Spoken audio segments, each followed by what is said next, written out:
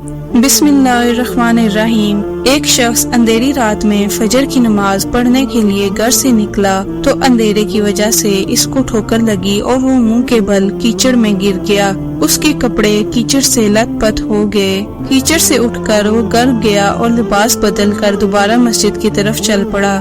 ابھی وہ چند ہی قدم چلا تھا کہ اس کو دوبارہ سے ٹھوکر لگی اور دوبارہ کیچڑ میں گر گیا۔ کیچڑ سے اٹھ کر پھر گھر گیا اور لباس بدل کر مسجد جانے کے لیے گھر سے نکلا تو اس نے دیکھا کہ گھر سے باہر ایک شخص کھڑا ہے جو کہ اپنے ہاتھ میں روشن چراغ تھامے ہوئے ہے۔ وہ چراغ والا شخص چپ چاپ نمازی کے آگے مسجد کی طرف چل پڑا۔ اس مرتبہ چراغ کی روشنی کی وجہ سے نمازی کو مسجد پہنچنے میں کسی دشواری کا سامنا نہیں کرنا پڑا اور وہ خیریت سے مسجد میں پہنچ گیا۔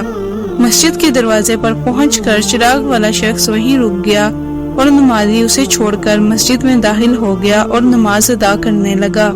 نماز سے فارغ ہو کر وہ مسجد سے باہر آیا تو چراغ والا شخص وہیں کھڑا اس کا انتظار کر رہا تھا تاکہ اس نمازی کو چراغ کی روشنی میں گھر تک چھوڑ آئے۔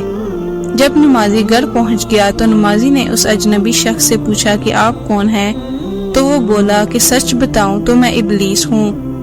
نمازی کی یہ بات سن کر حیرت کی انتہا نہ رہی۔ اس اجنبی کی یہ بات سن کر نمازی سوچنے لگا کہ ابلیس شیطان کیسے مجھے مسجد تک چھوڑ سکتا ہے، اس کا کام تو لوگوں کو بہکانا ہے۔ تو اس نے بڑی حیرت کے ساتھ ابلیس سے پوچھا کہ تجھے تو میری نماز رہ جانے پر خوش ہونا چاہیے تھا، مگر تم تو چراغ کی روشنی میں مجھے مسجد تک چھوڑنے آئے ہو۔